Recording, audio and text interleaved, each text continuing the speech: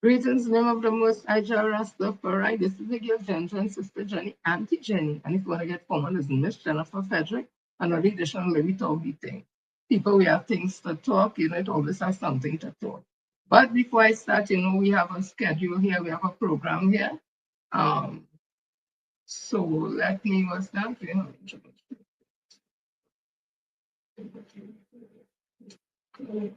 Okay. I hope this has nothing to do with me, something I'm seeing here right now. Okay. Okay.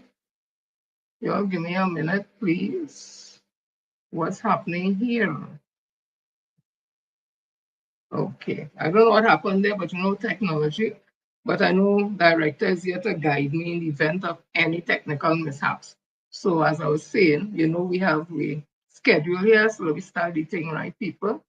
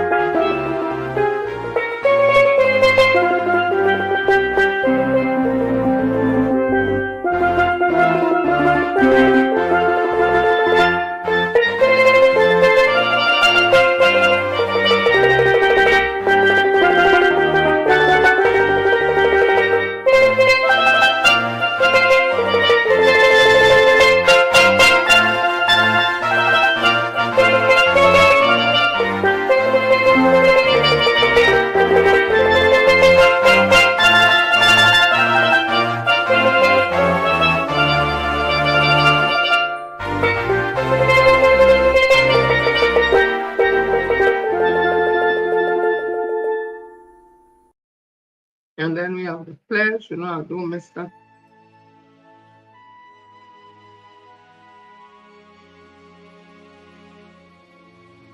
I solemnly pledge to dedicate my life to the service of my God and my country. I will honor my parents, my teachers, my leaders, and my elders, and those in authority. I will be clean and honest in all my thoughts, my words, and my deeds. I will strive in everything I do to work together with my fellow men of every creed and race for the greater happiness of all and the honor and glory of my country.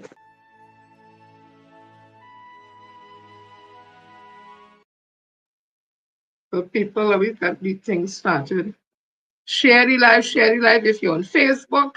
I used to always want to hear people saying that me, I will never say them thing when I have a life. Look at saying it now. That's why they say never, right? Share the live if you're on Facebook, like and share. Don't keep it to yourself. You're on YouTube. Subscribe. Tell everybody about it. Please, that's the only way the word will get spread, right? You have to tell people if it is nice. You have to tell others. So I'm seeing here that Trinidad and Tobago is rolling deep with 72 athletes heading to the 2025 Pan Am Junior Games in Asuncion, Paraguay from August the 9th to the 23rd.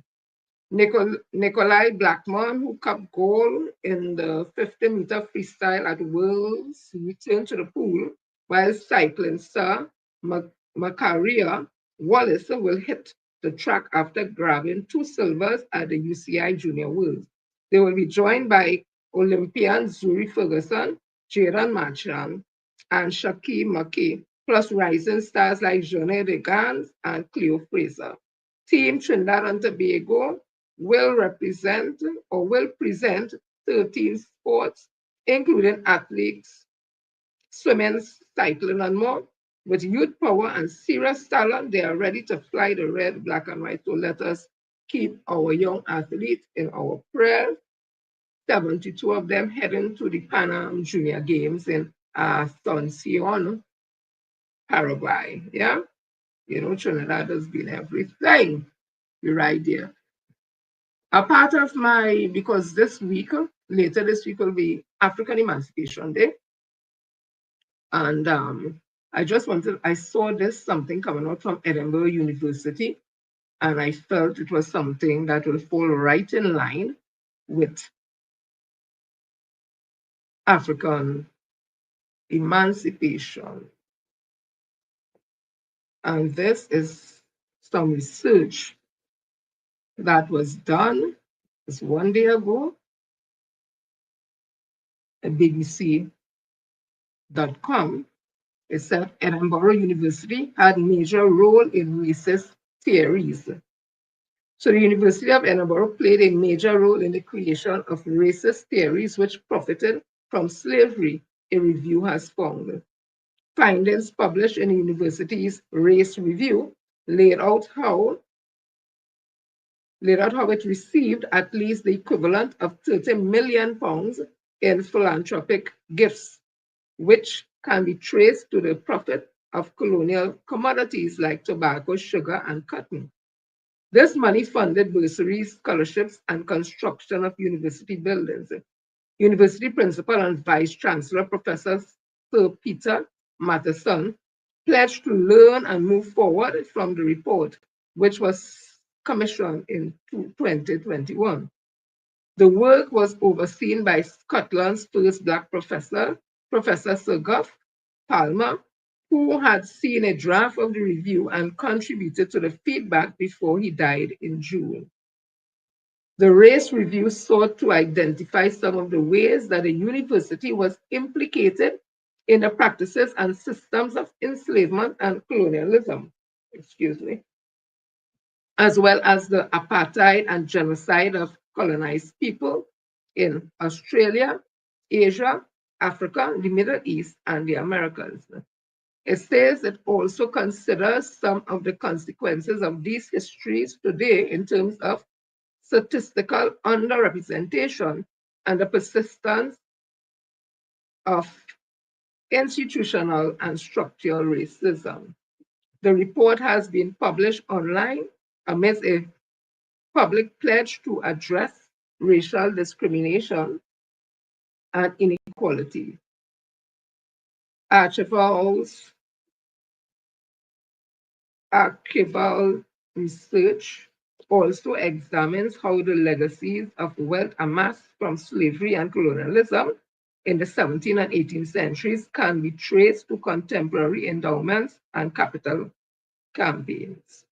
It also looked at how leading thinkers of the Scottish Enlightenment, who were also prominent university figures in the 18th century, promoted theories of racial inferiority and white supremacy used to justify colonialism. The review points out that although the Enlightenment is often celebrated for its influence on modern liberal democracy, its thinkers were also responsible for nurturing some of the most damaging ideas in human history. Last year, the university funded further research into its historical links with Arthur Balfour, who played a key role in the creation of Israel and was a former chancellor of the university as well as a conservative politician and prime minister. Sir Peter said, only by fully engaging with and understanding the entirety of our institutional past can we truly learn and move forward. We are unwavering in our commitment to a future where racism, racial discrimination, and racialized inequalities have no place in higher education or society. We cannot have a selective memory about our past, focusing only on the historical achievement which makes us proud. He paid tribute to Sir Gough Palmer, who became Scotland's first Black professor in 1989, and said the work would honor his memory. Through our ongoing commitment to advancing race equality within our institution and society more broadly. In recent years, there has been pressure on academic institutions to return exhibits linked with Britain's colonial past. In 2019, the University of Glasgow agreed to raise and spend 20 million in reparation after discovering it benefited by millions of pounds from the slave trade. It was believed to be the first institution in the UK to implement such a program of restorative justice. More recently, the University of Aberdeen repatriated a murdered Aboriginal man's remain, thought to have been obtained during a colonial quest in Tasmania. It is believed that the young man was decapitated in the 1920s or 30s, a time in Australia's history when colonizers used bounties to fuel a trade in tribe, a trade in tribespeople body parts. However, there has been criticism of the report from a group of course, of academics who said the University of Edinburgh was guilty of hypocrisy of the highest order. A spokesperson for Edinburgh University staff for free speech, which claims to have more than 100 supporters, said by seeking to say sorry for events which occurred hundreds of years ago. Sir Peter Matheson has used his study to deflect attention from university's current murky relationship with organizations and government which support modern day human exploitation. The group cited examples including institutions' silence over Hong Kong pro democracy abuses and China's intermittent camps for ethnic Uyghurs, Uighurs people, it's an only quote, while cultivating highly lucrative contracts with the Chinese government. I won't read no more, but just to say with all that they are, the hundred and how much of them would have kicked up against the report that was done by the University of Edinburgh, they did not say that the contents in it was inaccurate.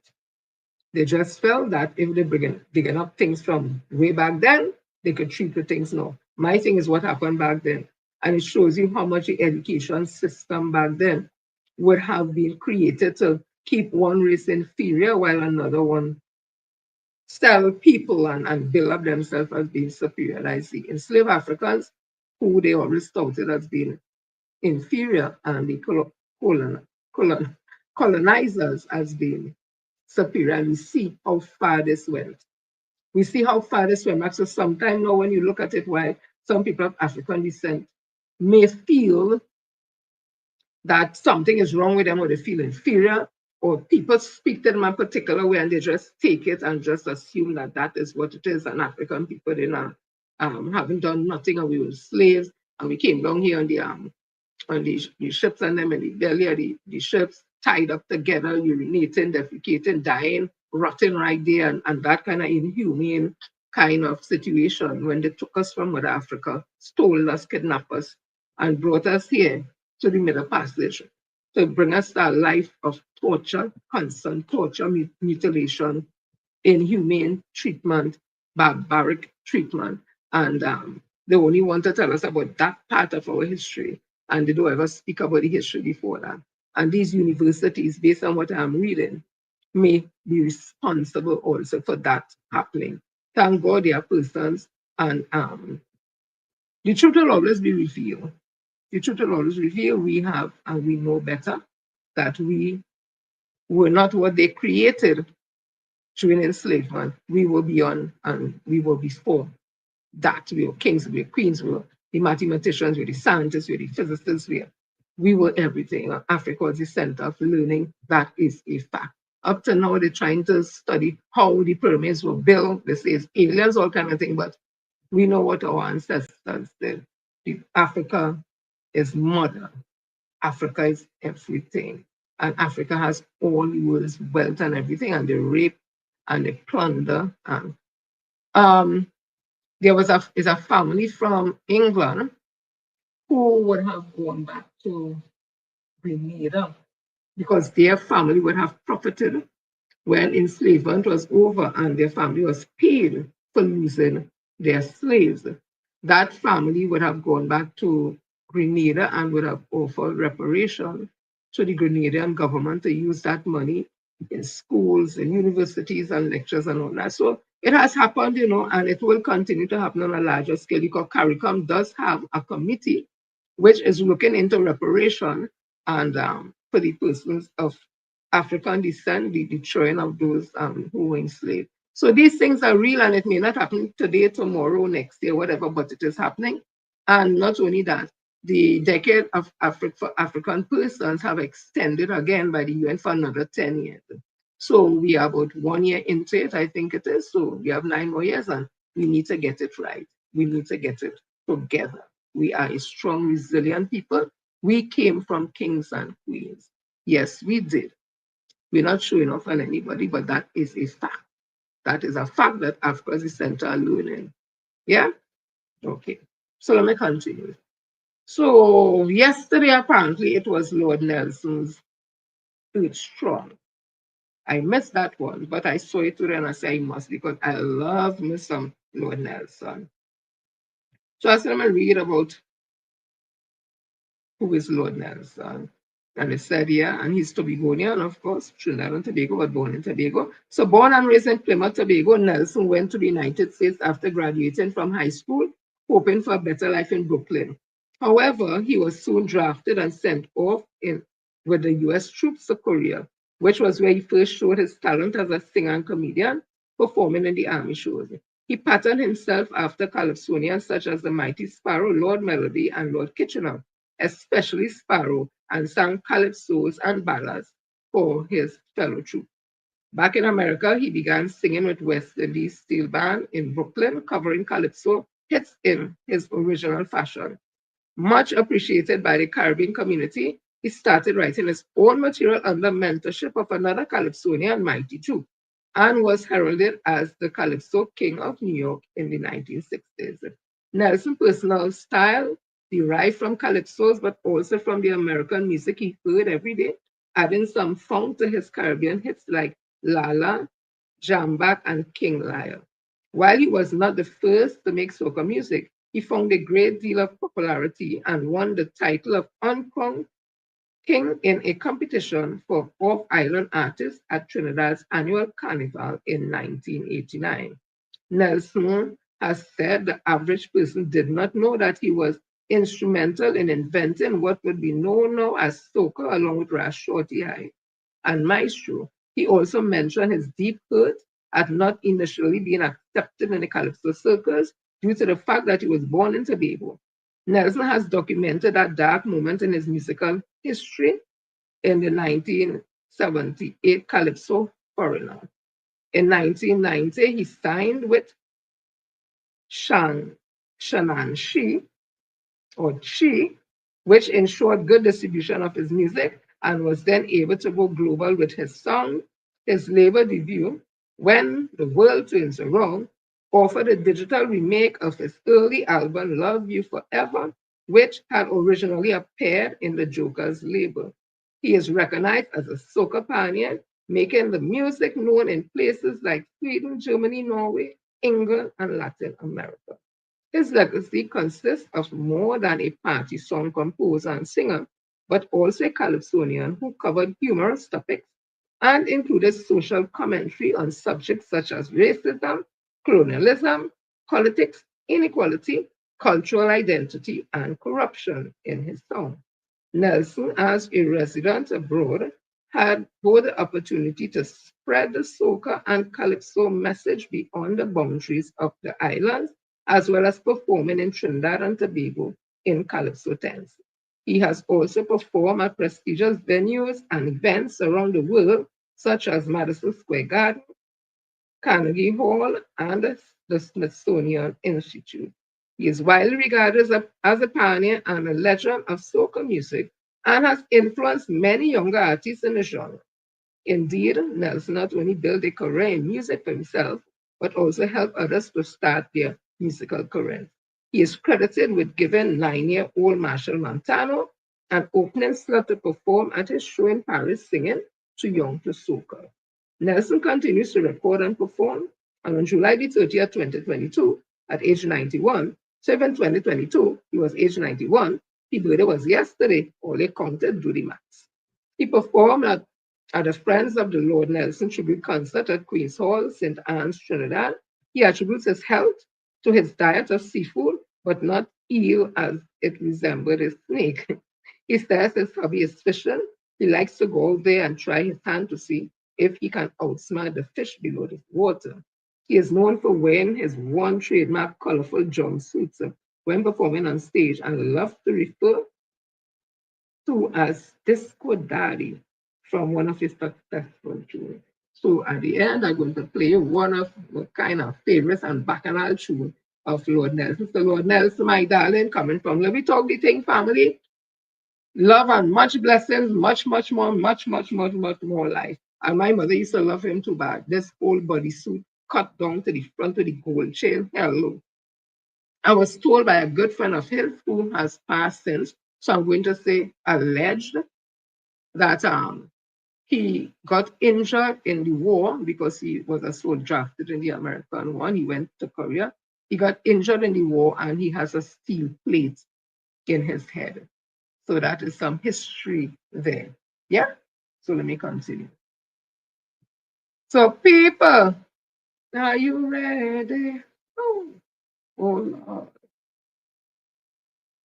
So I'm seeing that Natuk is the umbrella body for unions in this country. Well, not all, because Russia and they break away and they form FITOM.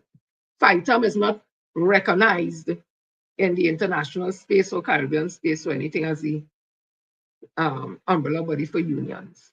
That is a Trinidad thing, but NATUC is the recognized umbrella for unions. So you have PSA there, you have tutor and others at that umbrella body there, right? And all of them, I think, contribute money towards that center. So this was July the 28th, or is July the 28th, which is today. It says blindfolding lawyer violates international law.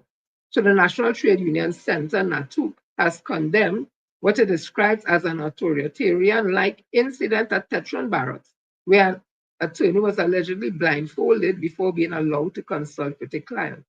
In a statement issued today, NATUC said it could not ignore the incident, which it called an injustice to all.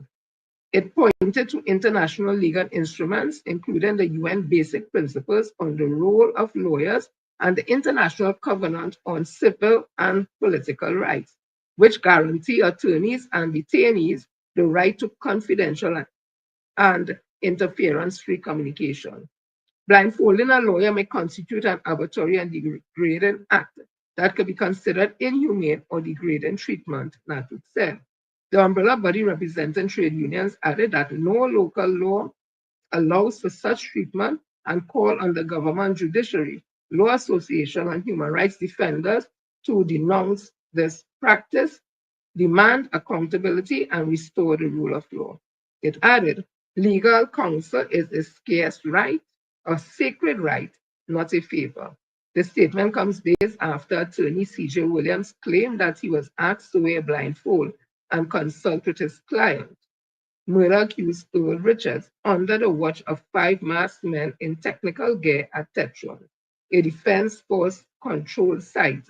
Richard is being held there under the state of emergency regulations. Williams said he was denied a consultation after refusing to comply with the conditions, which also included restrictions on communication style and warnings against using only language that could be decoded as a subliminal message. He described the experience as intimidation and a sad day in Trinidad and Tobago. The attorney, who is seeking urgent intervention from both the Law Association and the Criminal Bar Association, also is calling for the Minister of Homeland Security and Defense to carry out an immediate investigation.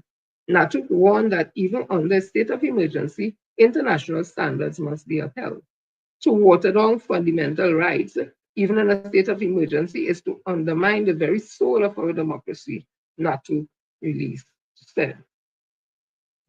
Well, I can tell you, some of your members of NATUC, they supported this government and and a lot of people supported and they voted for. And this today is the 3rd month of the UN civilian office. We have a SOE, and as far as I know, they may have gotten the extension for the 3 months. I leave that there. We ask you all who you all want answering the phone at Diplomatic Center come April the 29th, and you all resoundingly say Kamala Osad, the Cesaro, and the US. So the people gets what they want. They say the voice of the people is the voice of God, but that's a convenient conversation, I find it. So this here is coming out of Guardian 21 hours ago. It says surge, CCC is not being shut down. I heard there's all kind of talk in that and what letter write to here and there and there. And like somebody must get worried, like they changed the tongue now, because from the words I was hearing, I ain't saying it's true. From the words I was hearing, it appeared like it was going to close it down. You know. Minister of Defense Wayne Search says the Civilian Conservation Corps CCC program has not been shut down. He yesterday assured young people that the government recognizes the value of initiatives and that they have nothing to worry about. I would get worried hearing them say, don't worry. That is just me. He yesterday assured young people that the government recognizes right. His clarification came after reports circulated that 72 of the program 111 employees will have their contracts ended on July the 31st. Surge revealed that CCC has not had an intake of students since January, while the government had been spending approximately 2.5 million monthly to keep the program running. We are spending all this money and you have nobody to train. And there's no intake coming in the next few months. And the next intake is scheduled for January 2026. So we cannot continue to spend 2 point whatever million a month for nothing, he said during a phone interview. Search said before the workers' contracts expired, he met with Minister of Sports and Youth Affairs, Philip Watson, and his permanent secretary to discuss the matter, and the decision was made at that time. The CCC and other similar programs are currently being transferred from the Ministry of Sport and Youth Affairs to the Ministry of Defense. Third said this process should be completed soon. I don't want to say too much about what we intend to do, but I am going to be married with the Ministry of Education and the students who were expelled. We have things put in place. We have a lot of meetings still to take place, he said. The youth needs to know that they have nothing to worry about. Again, I would be worried. But the balancing act at this time is whether we can justify to taxpayers that we are bleeding 2 point something million a month there and there are no students there. I don't think the taxpayers will be happy to hear that. Listen on, you see this thing? I ended up just now. This is too much. However, one regional manager who asked to remain anonymous challenged the minister's claim that there are no trainees and the program is not ready to resume. According to the manager, a new cycle of 1,000 trainees was due to start on January 15th, but an investigation into the operation of the CCC, MILAT, and MIPAD program initiated by the People's National Movement put the start of CCC cycle on hold. He said the trainees were selected from a pool of 2005 applicants to participate in the latest cycle across 8 regions. Despite the delay, he said, CCC staff remain proactive, taking part in professional development initiatives to prepare for the new intake. This included training in agricultural production and vehicle and facility maintenance. The employees used these skills to start up community outreach projects in each region. This included partnering with schools to establish grow box projects, thereby promoting food security within the communities, he said. Students felt abandoned. Guardian Media spoke to one of the students who had been selected for the January 2025 intake. So you see there? So if it is the Honorable Minister Sturgis saying that the program was supposed to start 2026, and one of the managers who wished to remain anonymous said that they had 1,000 students ready to be in intake for the January this year. And then you have one student say they feel so disheartened because they were to start this year. So you see why I tell all you when the Honorable Minister say don't worry and tell youths don't worry. Me, I'm not a youth, but me worry. So the child said, or he said, Guardian Media spoke to one of the students who had been selected for January 2025 intake. He said receiving that call felt like his future was finally coming together. I was eager to start in January, meet new people, learn new skills, and help support my family, he said. When the program now on hold, or with the program now on hold, he said he feels lost and anxious every day. It is heartbreaking because some of us were really counting on this chance. He added that it's hard not to feel abandoned by the government, especially after working so hard to get into the program. This is a replay under this government to close these programs, which were put in place for us young people who lack opportunities, especially coming from my community of Laventille. He asked, saying he still hopes. Is this a replay? That's why he asked, right? So let me read it over. Is this a replay under this government to close down these programs, which were put in place for us young people who lack opportunities, especially coming from my community of Laventille? He asked, saying he still hoped to make a difference. Another trainee from Shoguanas, who also requested anonymity, said she wakes up every day hoping for good news about the program. We prepared ourselves mentally and emotionally for this opportunity. It is not just a program, it is a lifeline that has been suddenly taken away from us, she said. A past trainee who graduated last December as a qualified auto mechanic said he has yet to find a job and hopes this new administration will support unemployed graduates of the youth program in securing employment. Guardian Media also contacted former Minister of Youth Development National Services, Foster Cummings, who encouraged young people, don't give up hope. He said the opposition will do everything in its power to represent or present their interests and hold the government to account. CCC was established in 1993 to equip unemployed youth 16 to 25 bracket with life and vocational skills while contributing to environmental conservation. The program was spread across 8 regions: Batara, Mausaka, Sandy Grande, Shoguanas, Princestown, Point Fortin, Rio Claro, and Tobago. So all this see why I say, the Honorable Minister say, to get worried. Well, I worry because it's conflicting information you're getting. So I saw this one here and it brought a smile to my face, not of joy, but of, yeah, right. You know that kind of thing? Yeah, right. So it says here, people share the live, share the live, share the live, and subscribe, subscribe, subscribe, right? So this was 21 hours ago. Hadarat, government made strong progress 90 days after election win. It depends on what progress he's speaking about. So Hoover South MP and Minister in the Office of the Prime Minister, Barry Padarat, says this new administration has made strong progress in its first 90 days since the general election, delivering on key campaign promises and offering more compassionate, people-centered government. Excuse me. The United National Congress won the April 28th general election with 26 seats, upsetting the People's National Movement, which secured 13. The Tobago People Party, TPP, claimed the remaining 2 seats in Tobago. Responding to questions from Guardian Media, as the government marks its 90th day since winning the national polls, Padarak, who also holds the public utility portfolio, said the government's early performance marks a clear shift from what he described as years of stagnation under the former PNM-led administration. In outlining the government's progress, Padarak listed several promises already delivered. Excuse me.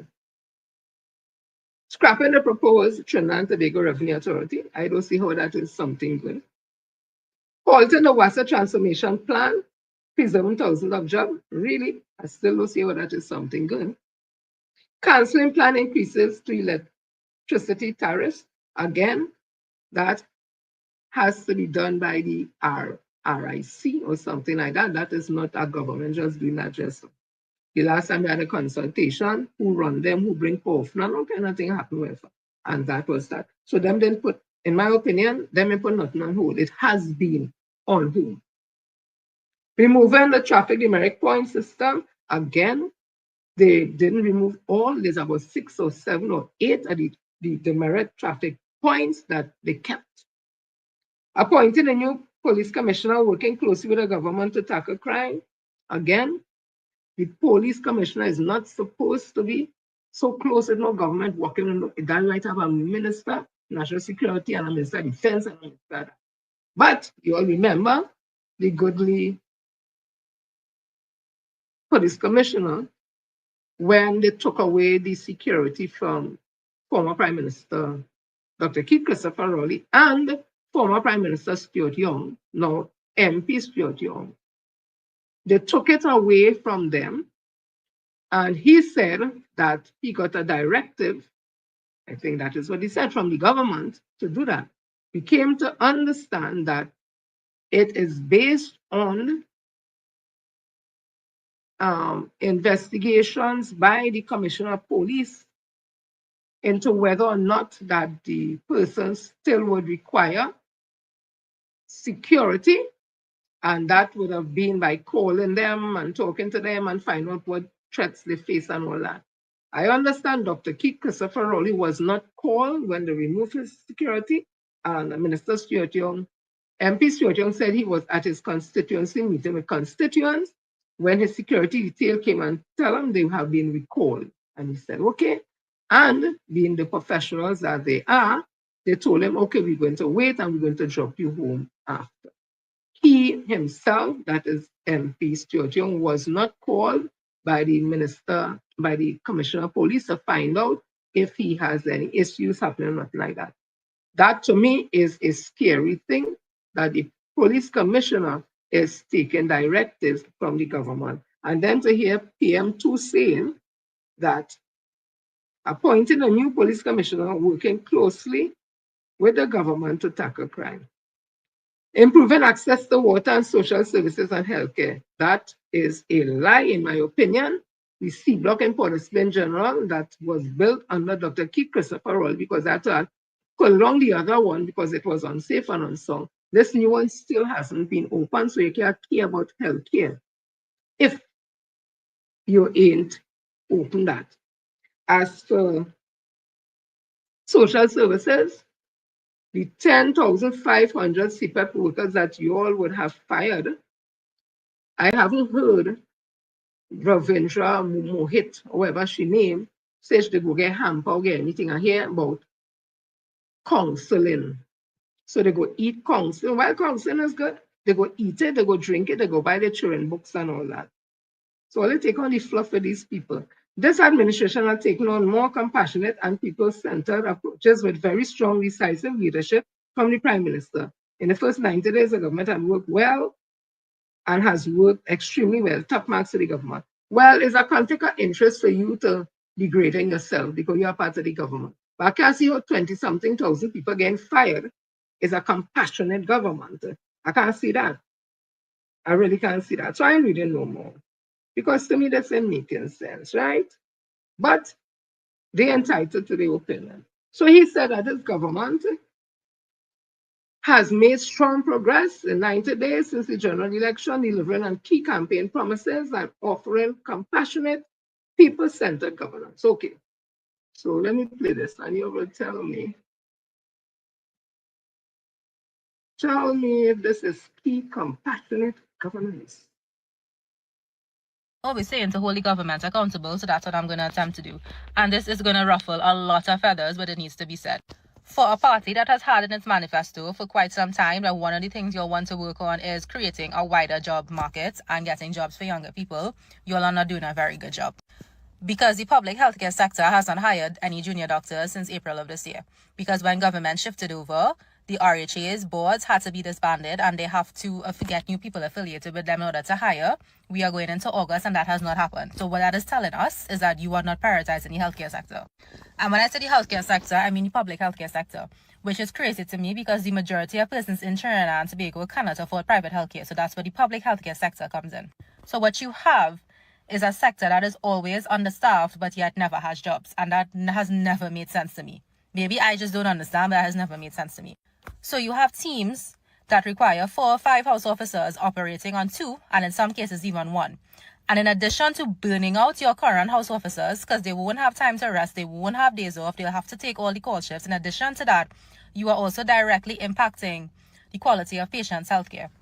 Just because people cannot afford private healthcare does not mean they are any less important. Tired house officers kill people. Tired house officers make mistakes. And you have so many people willing to work, and we are just not being called and not being hired. Why? Because RHAs don't have boards. At this point, I don't know if you'll need to put names in a hat and pick, but something needs to be done. Because this is looking very bad. The first thing you all did when you all came into power is you all halted hiring in the public healthcare system, and that does not look good. It tells us you don't prioritize healthcare, and it tells the people of this country you are okay with healthcare being impacted on a quality level because you can't get your stuff in order in time. Please do not make promises to the public that you can't keep. Please do not overpromise and then underdeliver. It makes no sense.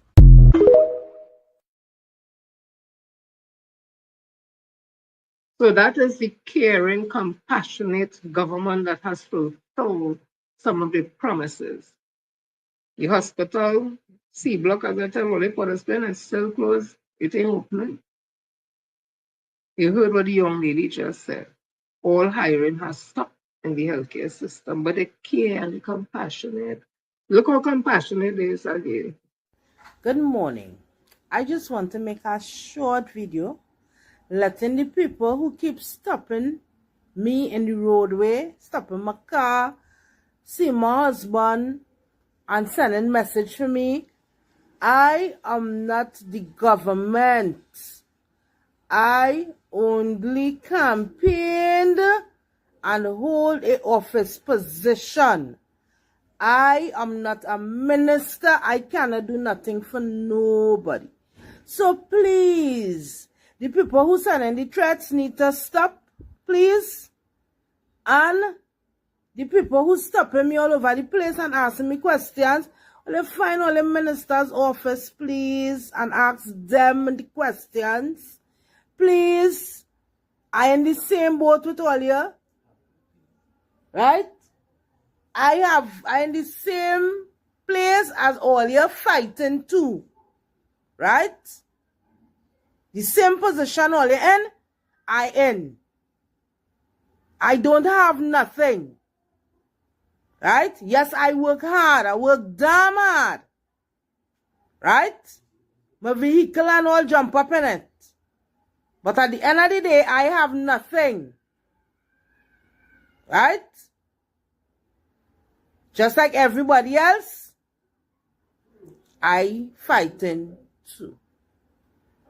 Right? So please, all you rather threaten me. I'm not holding no job. I'm not in charge of fixing no road. Please, all you rather threaten me. I is not the government. Right? All who's saying I encourage them to vote for this. Yes, I encourage all you to vote. Right? Yes, I was out there campaigning. I encourage all you to vote. But I did my part. There is nothing else I could do right now, so they could stop threatening me, please. Right? Please. Or they could stop threatening me. Find all your ministers. Deal with the ministers. Right? Then to the government. Now come in power. Right? It's only what? 2 months? 2 months and some. The government now come in power. So, all in all, too, we had to try and understand that. I understand, just like me. Everybody wants, everybody suffering, everybody had the bills to pay. I understand all that. Right? But I in the same position. So stop threatening me. Thanks. Please and thanks.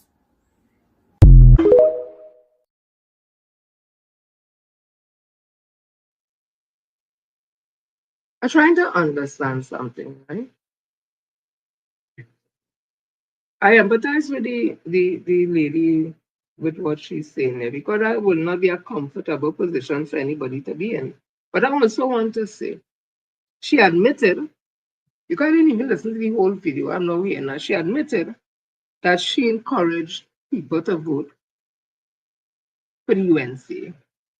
So when you were encouraging them, what were you telling them that make them feel motivated to vote for the UNC? And I assume it would have been they will get this, they will get that, they will get this, they will get this, they will get that, right? I assume that is what you may have been telling them to vote for the UNC. Then you all had the code is yellow, or yellow is the code, and when UNC win, everybody win. So they probably thought they're going to win. Now the conversation, everybody on the UNC side who support UNC and as UNC in doing this, that is that they now come in and that give them a chance.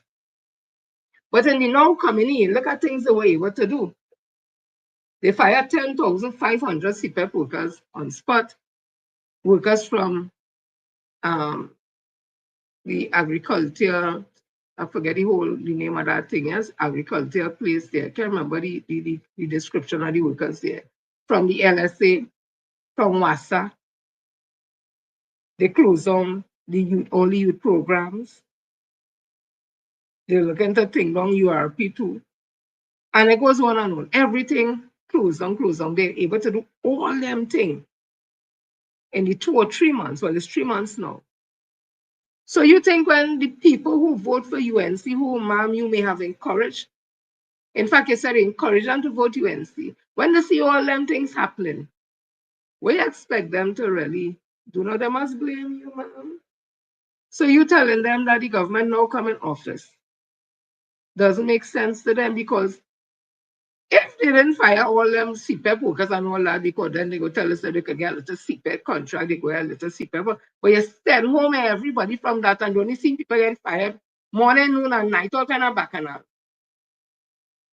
But you put yourself in that kind of position. Because you should have known by the UNC PP history of 2010 to 15 that the UNC don't keep no promise. And not only that, back then, they do all kind of things, but it had money because oil prices was the highest ever. Even under Dr. Eric Williams' time, it was the highest ever in the history of Trinidad and Tobago, where oil prices was over 140 something US dollars a barrel. So they had money to play with. But you should have seen the state of the economy because of the fact that by 2015, we were in a recession that was created by who? Not by the PNM. PNM was in office.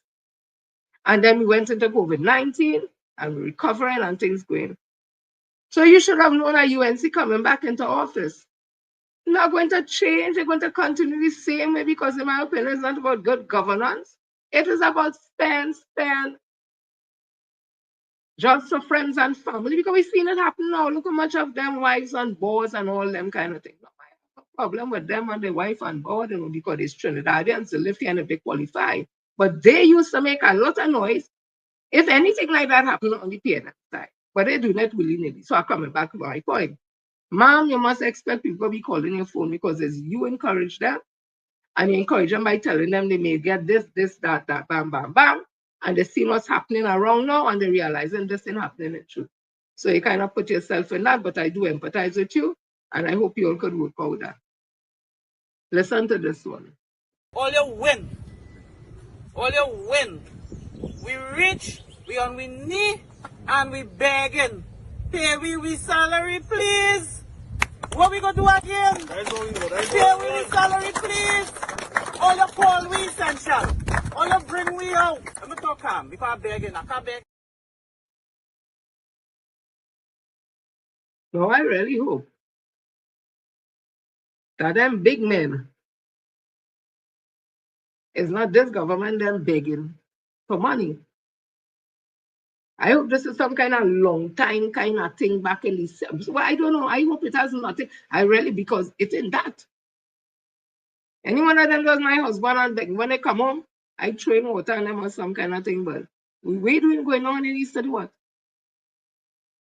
But those are things that happening now. People ain't getting their money, they're not getting paid. Things ain't working. Listen to this. This one is especially for public officers. Listen to this. So Tank, just very quickly, so just very quickly. Sure. As you prep for your first full budget, right? Can you tell me how you are making funds available for the public servants to get that 10% increase in this fiscal year? No comment at this point. None at all? None They're at very all. close to the budget there, sir. It is very close, but you know this 10% and so on and so on and all these are based on negotiations. Have you But been you have to invited make to funds negotiations yet? available Of course. Is that something you're looking to do in the next fiscal year? No further comment. Can you tell us how much the Modi visit cost, the Prime Minister Modi's visit? No further comment on that either. You'll get that soon. All right, and during the CARICOM summit, Antigua Prime Minister Gaston Brown called for the Prime Minister to honor a prior commitment and pay $60 million in compensation after the fallout of Clico and Baiko. Any discussions about that? Not at this point, no. You'll just get that answer easier from the Minister of Foreign Affairs. So a message you have for public servants who might be wondering, because you know they're wondering, when that's Have coming. faith, have confidence. We keep our word. Thank you.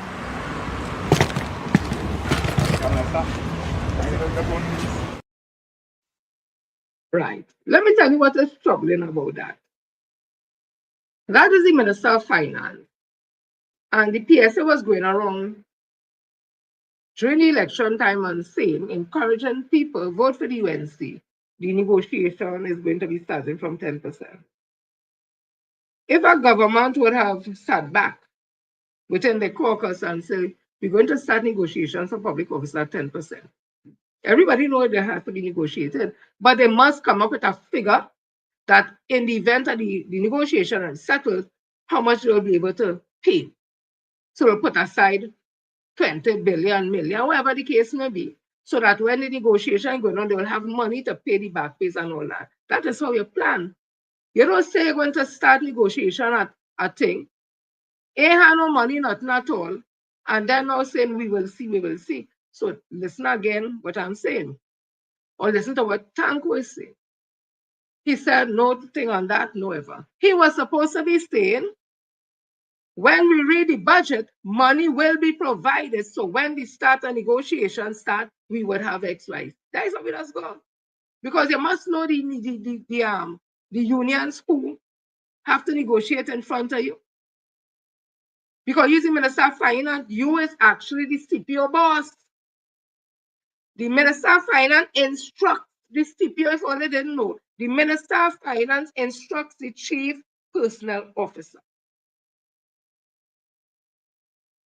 The CPO or the Chief Personnel Officer is between the employees and the minister. So the minister don't deal directly with we. The minister deals with the CPO, who is our employer in law. But technically, it says the Minister of Finance and the government at large. But the CPO takes advice from the Minister of Finance. And the Minister of Finance is saying, no comment, no comment. Keep the faith, keep the faith. No comment, no comment. That is not encouraging. Listen to this. Approaching. Are you all setting aside money for that 10% salary increase that you have promised public servants? God willing, we keep our promises. So in this fiscal year coming next God fiscal year? willing, we will keep our promise. Still working on it. Looking for money. If you have any, give us some. Thank you all. Thank you.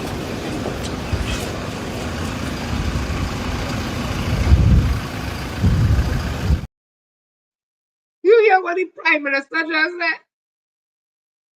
She said we're working on it to keep our promises. Same thing with Tanku say, keep the promises. But listen to what she said after.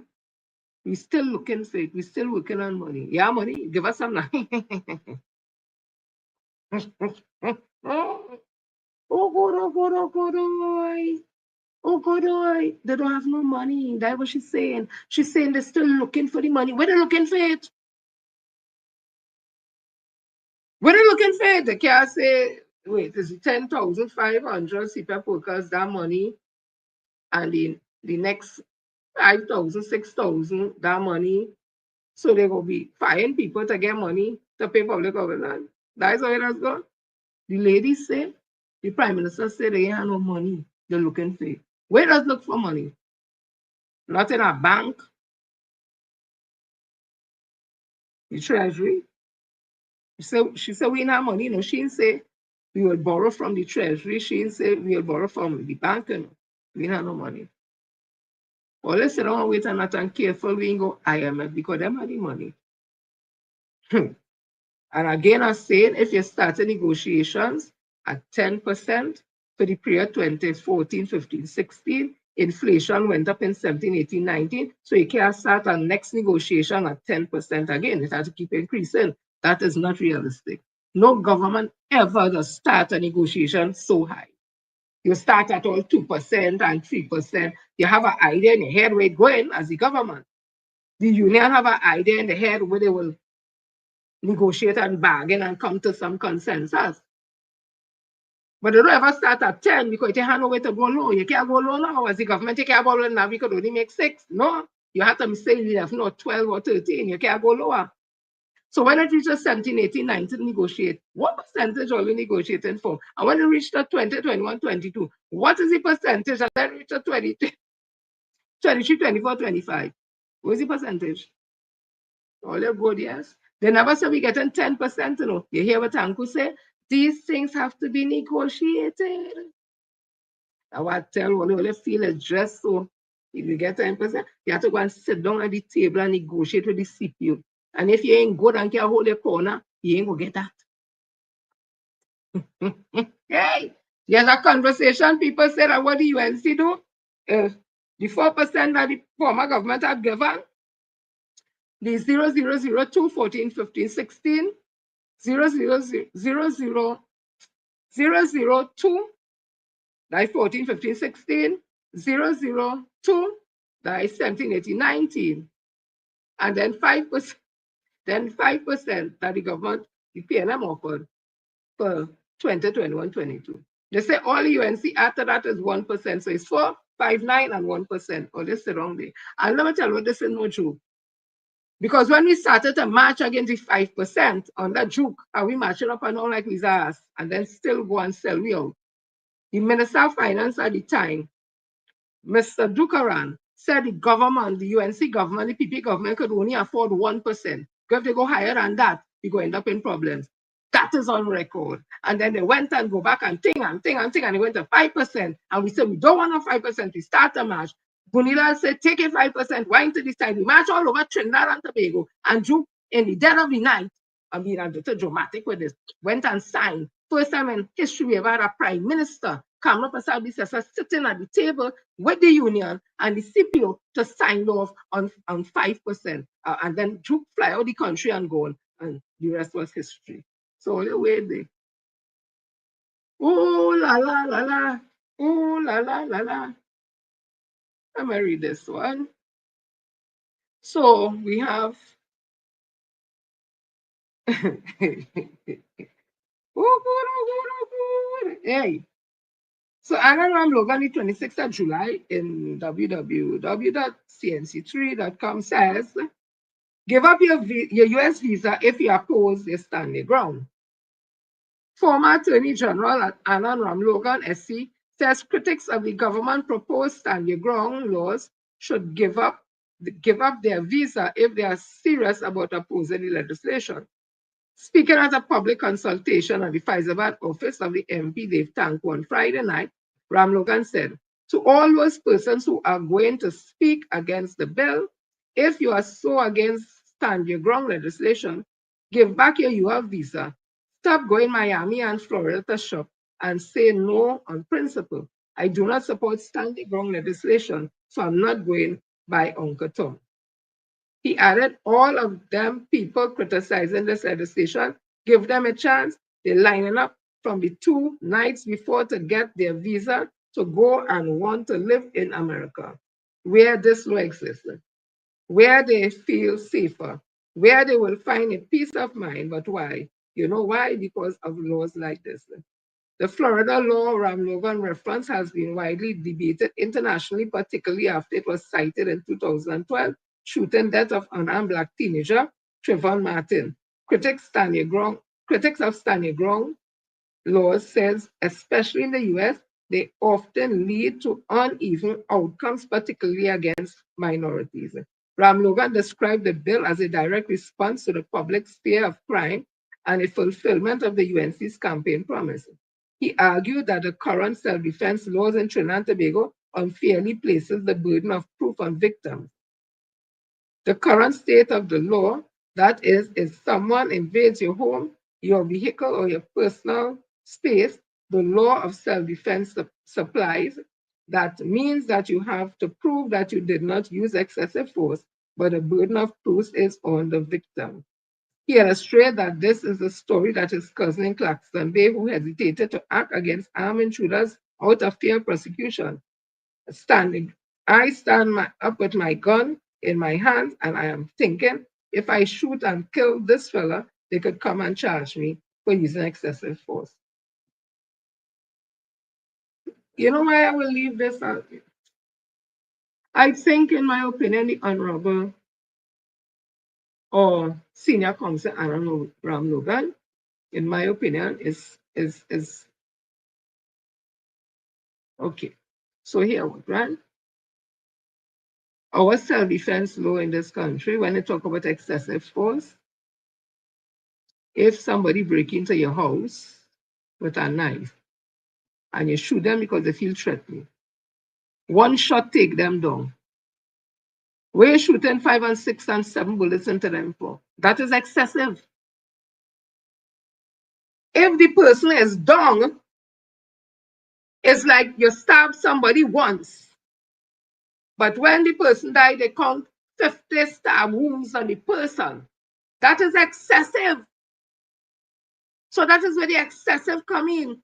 Somebody come to your place, you empty a whole clip on them, they invade you. That is excessive because the first or second bullet get them, unless it is you can't shoot straight and it's all over the place if blasted shooting. But if when they get the person, their body have about 20 bullets in them, that is excessive. So come now, man. So all they're trying to say, all I want to bring these stand your ground laws because it ain't have no burden to proof. So anytime nothing called excessive. So somebody come in your yard, they knock your door by mistake, you open it, they pump 20 bullets in them. That you don't have to prove that you feel threatened again. And there's no excessive. Oh, that's what Anna Ram Logan wants us to believe. That understand your ground, you don't have to prove nothing.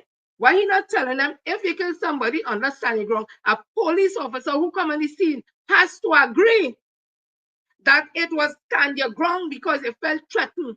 If they don't, it goes to court.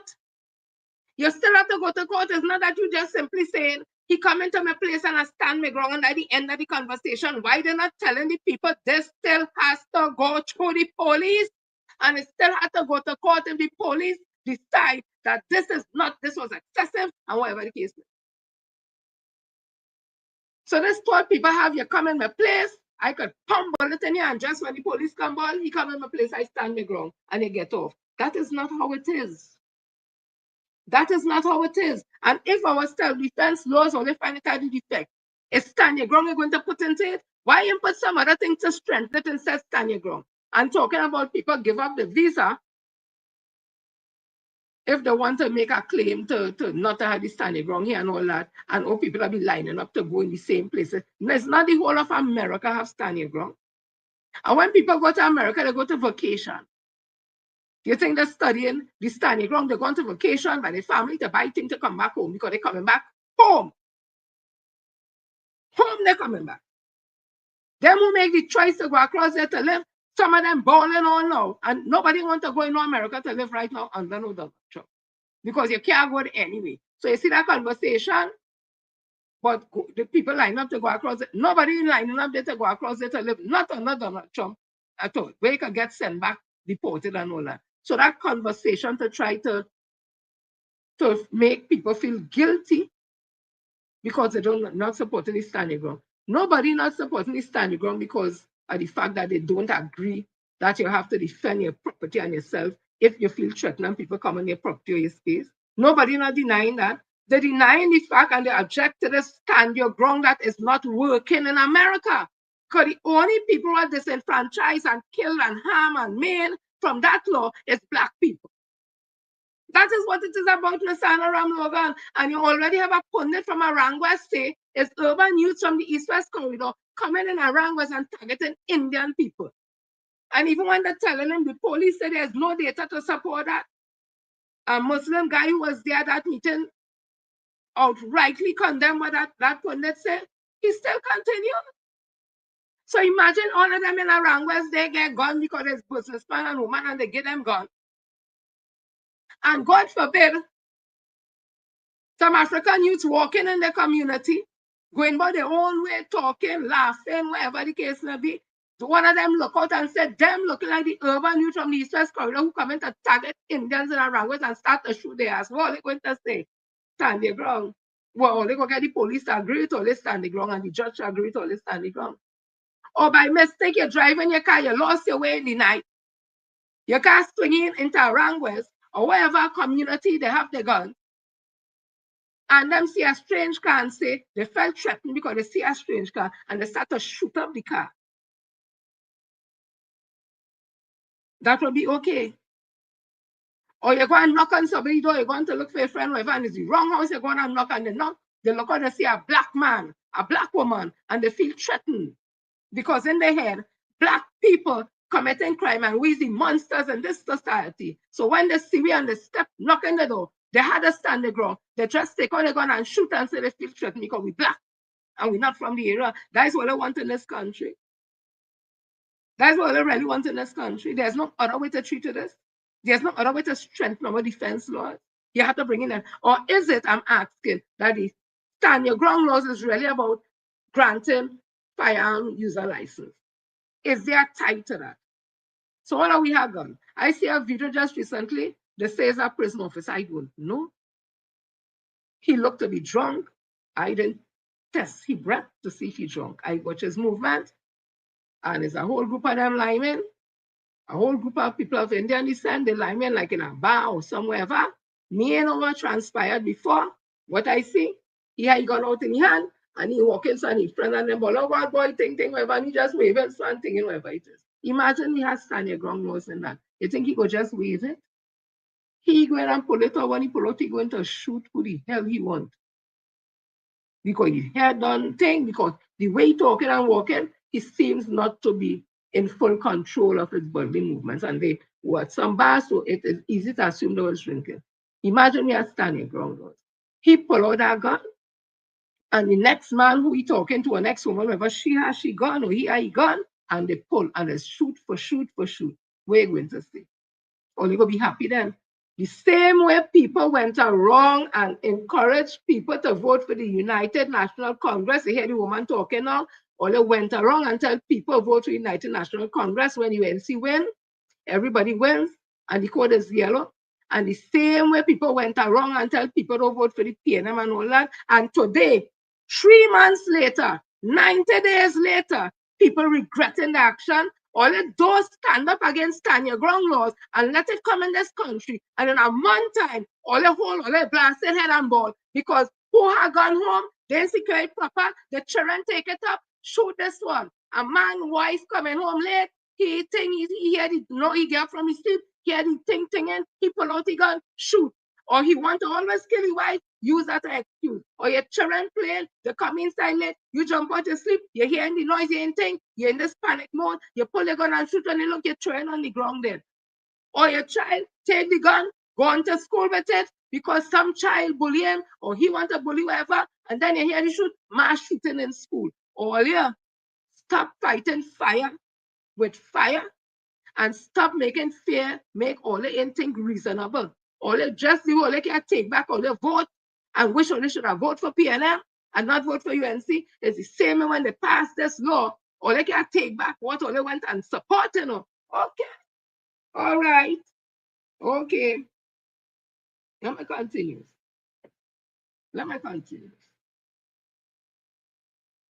So today they went to the parliament to get an extension on for the SOE.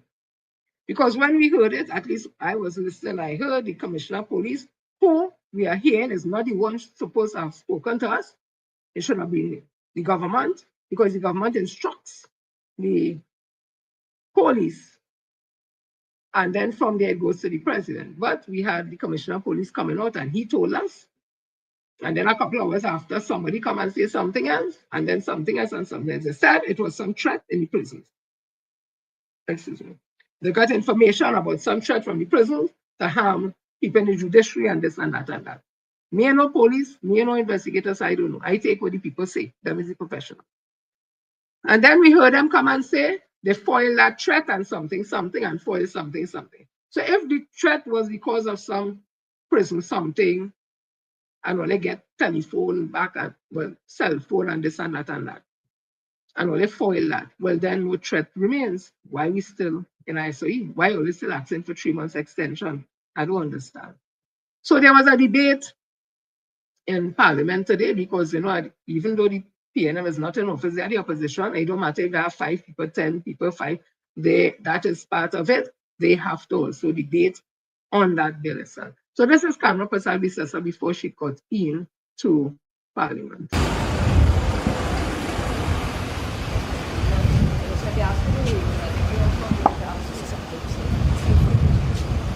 Prime Minister, so we're waiting the intention of extending the SOE. Yeah, certainly there's a motion on the order paper to extend for 3 months.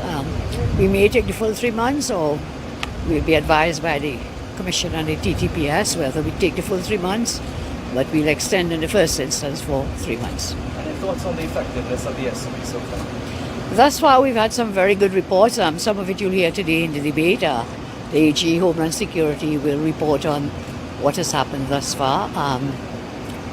We took the decision to extend, again, based on the advice of our Commissioner and others in national security. So we'll see where it goes. Have any new threats arisen? It's been about a week and something. Have any new threats arisen? I have not heard of any new threat. And what did the TTPS and anybody reporting anything to you as head of National Security Council? Of course, we get daily reports every day. Some of that you hear today. Daily reports we get. I just want to ask you. In fact, we had a meeting on Friday evening at Dip Center again with some of us of the National Security Council. We updated, that was Friday evening, and then I get daily reports as head of the NSC. So, if according to the Honorable Prime Minister, there has had no threats, why you need 3 months again? Because the SOE is an emergency thing. That is not a crime fighting tool. It's an emergency. You all said it was a threat. You all responded to the threat with an SOE because you all felt that is the best way to treat it. You all identify where the threat coming from. You all said you all went and you all foiled that threat, whatever it is. Then you say there's no threat. So why you need an extension of SOE? Go back to the thing and let the police continue doing their job policing as it is police. Or let listen to the words that they are saying. Get tired. You remember Tanku, they asked Tanku how much Moody's, Prime Minister Moody's, and yesterday when I made my live, I said Jindal came here. It wasn't Jindal, it was Prime Minister Moody, I meant to say. So Prime Minister Moody came here, and as I say in my opinion, the UNC government made it an Indian Hindu event. And that was in the works before under the People's National Movement. And I'm sure Dr. Rowley, had he been the Prime Minister, or Stuart Young being the Prime Minister, it would have been a national event. Just like when Indira Gandhi, the first female Prime Minister, India came to Trinidad under Dr. Eric Williams, it was a national event. Chinese took part, Indians took part, Africans took part, Syrians took part, Caucasians took part. It was a national event. Prime Minister Moody came and it was a Hindu-Indian event, right? So the Minister of Finance was asked by the reporter, how much did Prime Minister Moody's visit cost? And I think he referred it to the Foreign Affairs Minister. Listen to the Foreign Affairs Minister. We would have asked Minister Badarat what the cost of Prime Minister Moody's trip would have been, and he said to put that question to the minister. Yeah, the cost of the trip is well under $1 million. So I think it would have been about $900 and something thousand. Yeah. So we will have we could produce the documents, but it was $900 and something thousand, well under $1 million. Okay, so it was $900 and something thousand, well under $1 million. How far 900 and something thousand? Because 900 and something $1,000 could be 9.5, 9.4, 9.6, 9.7, 9.3, 9. No, I'm not getting on the Minister of Foreign and Caribbean Affairs. But it's just me, and it might be biased. But after listening to somebody like Dr. Amy Brown and other foreign affairs ministers we've had, when I listen to this CARICOM and foreign affairs minister, no, I am not one for saying that you cannot achieve your goals and you have to be speaking prestige. No, no, it's not that. It's just that you're talking about foreign and CARICOM affairs. When you get out there, they already look at us as some banana, this and whatever. You're meeting with people. I think you should be up there to talk. When I'm in your home, yeah. You see, when you're out there, that's just how it is, unfortunately. I hope you will get all of that. But for now, that is what it have. And I think Sean Sobers, I don't know. Anyway, this says well under $1 million was the cost of Prime Minister Modi's visit.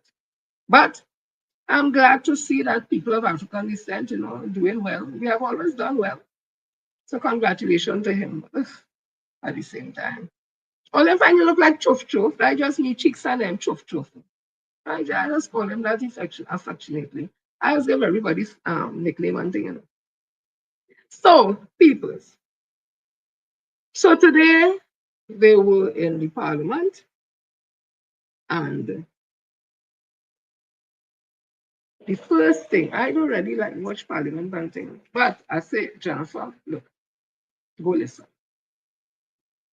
They find you always on the opposition leader case and whatever. She's speaking today. Go and listen well, and hear what she has to say. And then my member of parliament also was presenting. So, and then I had a show to do, so I was hoping that everybody could finish in time so I could run and do this thing, right? So, from the best of my knowledge, I think they started off passing some motion and they read into is the Hansard they call it, if that's what it is, what the president would have said when she would have, I guess, signed off on the SOE. Now, if I'm not saying the correct terminology, please forgive me. When she would have signed off on the SOE. So they were talking about that part of it. So Roger Alexander, the Minister of Homeland Security, raised this something and then emotion and somebody else and something, and they talk on it, and then the opposition leader, Mrs. Penelope Beckles Robertson, spoke. And people going to say it's because I have problem with the woman, and I say she boring, and I say she weak, why I say what I say. But what people don't understand with me, I could chew gum and speak at the same time. Simply meaning, I could like somebody and still be objective in my analysis of something. I could dislike somebody and still be objective. Because at the end of the day, it's what the person doing that I'm speaking about is either. So for instance, I may know somebody I don't like, but they are a carpenter or whatever, but they do good work. I will tell people about the good work they do as a carpenter, and I still don't like them. That is how I roll. So I don't have to like you to be able to talk good things about you. Same thing with labor. Like my husband used to say, you good, yes? It's our people me don't like. They don't talk to me nothing, but they come to me with a serious labor issue. I help them based on that. When I finish with that, I still don't like you. That's just me. If I see a fall, I could step away and go my way. But you have an issue and I could treat with it, I will help you with it. That's how I does rule, right? Who people mightn't believe it, but that's what it is, and I don't expect everybody to believe me. But I know me and I know what I'm saying. So as I saying again, so the opposition leader got up and she spoke on that first part of the debate where they were talking about what the president would have said in her when she would have signed off on the SOE. I listened. And I wasn't surprised when somebody objected, and I think the Speaker of the House now got up and objected or something to that effect. And this is what the Speaker would have said. The Speaker ain't my favorite person. I'm not interested, but I'm speaking about in context of what I'm talking, right? And I just tell all you, me don't have to like it to say it's do something good, right? That's just how I am. The speaker said, I make sure I write down that part.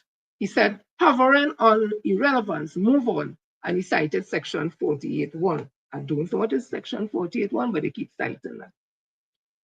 And I felt at the end of the opposition leader's contribution that she didn't understand the assignment. I don't think she understood what she had to talk on, because they keep telling her what you talking there is for the next part of the debate when we looking to get the extension. Again, I seen it my way. When we looking to see the extension of the SOE, all that what they're saying there could come. But this what we're talking about here now has to do with what the president would have put in the letter or something. She missed the mark. She missed the mark. I want to tell her this something.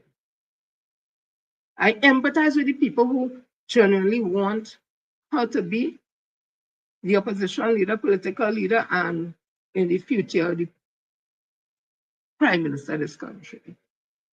I generally empathize with the people who feel that she can take PNM to victory 2020, 2030. I empathize with you because I know some of you are really genuine and truth, or they want to see her do well, or they really like her and all that. I empathize with you. But I want to tell you something. Stop fooling on yourself. Please stop fooling on yourself.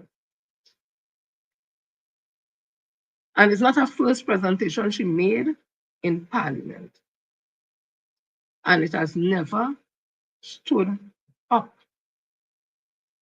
to what it, and people getting mixed up with this conversation about, oh, they expect you to be shouting. No, it's not that. You can be speaking from Mahatma Gandhi wasn't never used to shout and the world used to listen.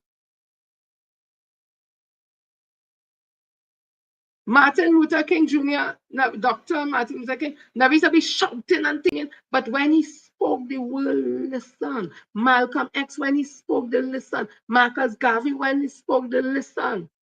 Bob Marley, when he speak, when he deep Jamaican twang, you listen. He wasn't shouting and thinking, and when he sang his song, you listen. So it's not about talking hard. We don't want you to talk hard and get on. She can't do that. That is not her. But that's not what we're talking about. We expect when she delivers, you want to hear what she has to say. And I'm telling you, you doesn't want to. But then I go back to say, I empathize with the people who really want her to do well and to be the best in this. And because they would sit down and listen, come on away from that and lie to themselves and say, yes, she was good. That will not do anything for the People's National Movement. And then the two people she would have chosen, I ain't talking about, I think he's doctor, a dentist, something, Sanjeev Buru. A young person and all that. The only reference I'll make with him is this. They spoke about, and the followers of Penny talking about Black Party. It's a Black Party. That is why they didn't want Stuart Young, who was of Chinese and Indian descent. They didn't want Stuart Young, the Black Man Party. But a deputy political leader today is an Indian man. And I welcome that because I have been always saying, and we have always been saying, this party is not no Black party. All races are welcome. So I'm happy to see young Sanjeev Buru there. But then again, you all said Stuart Young just come. Well, Sanjeev Buru come long after Stuart Young. Stuart Young there longer than he. And we still celebrating Sanjeev Buru as the deputy political leader. So it's so easy we able to just rip apart your quote-unquote arguments that you all have. So I go back to the opposition leader again. We see by her choices. How could you choose Mr. Jennifer with his primers? I hear a man already calling to talk today about where she could bring and they listen.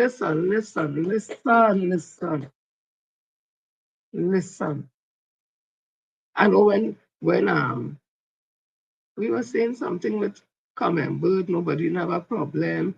When you this is a different circumstances. All them thing happened when it was in government, so people was okay. We in opposition now, 100,000 people who are membership of the PNM did not vote. PNM just needed 15,008 votes to win. They didn't even get that. People do not feel encouraged. They feel more depressed. Young people are not attracted to this particular. If all the thing that was not attracted before, you see, this PNM did not.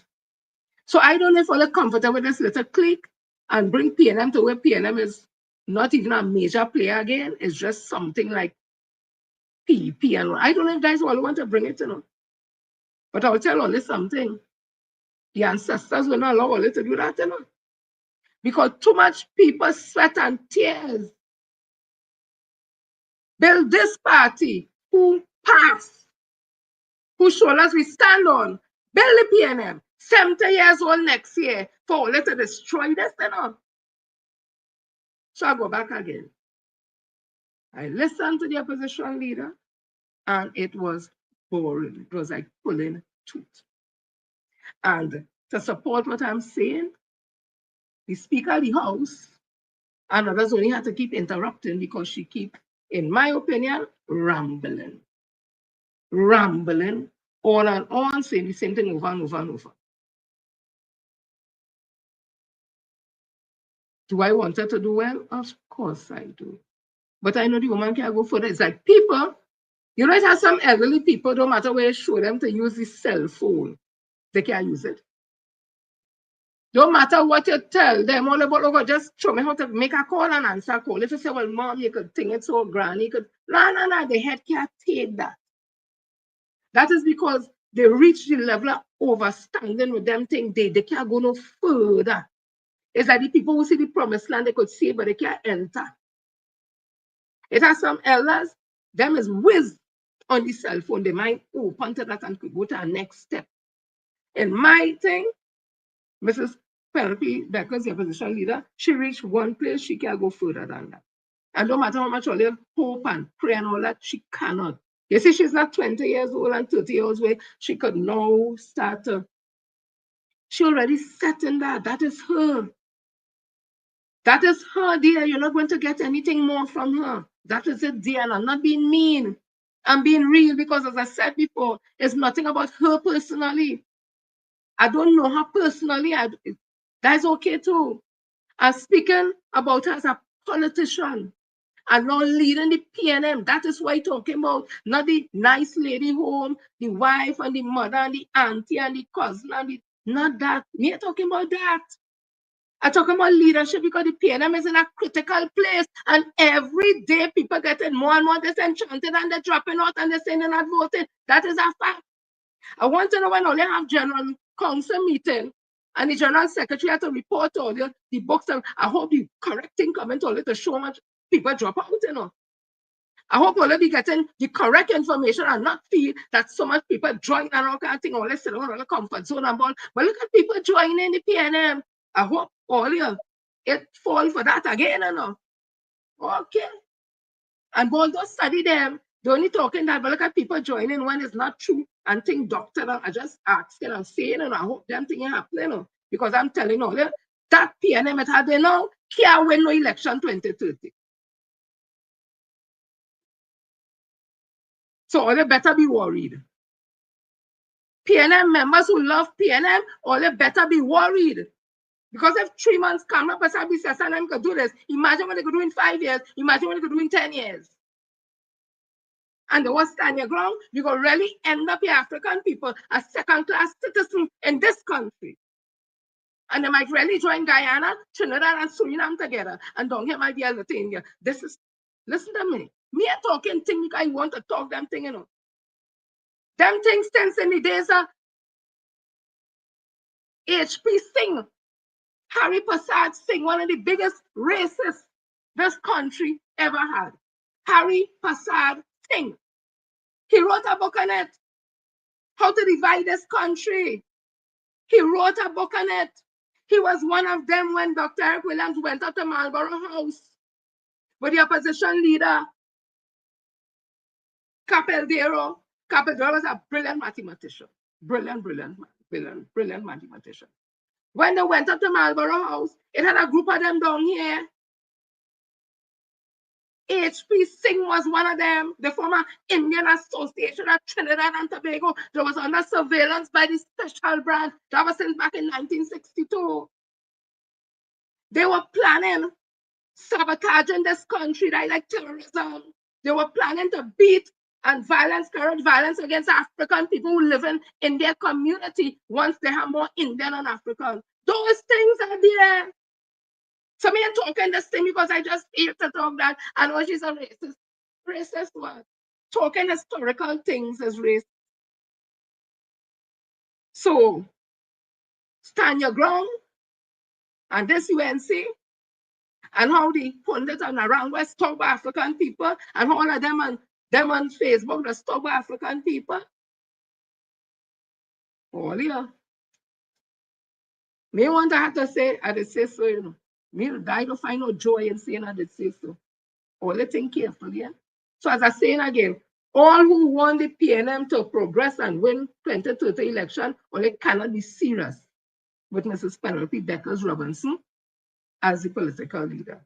Ms. Jennifer Baptiste Primus as deputy political leader, Com Ember as deputy political leader. So they can be serious. With Dr. Nain Gaspi as chair of the Women's League, or they can't be serious. And the list goes on and on, they can't be serious. But I give in my opinion. Let her run back and tell them, I say, and let I get people to put my name to say I on this board and that board, and this one give me this, and this one give me that. I'll be absolved from all the lies because me a lying on nobody. I want to just read this. So my member of parliament would have presented, and people can say I bias if they want, that is the business. He came with the receipts.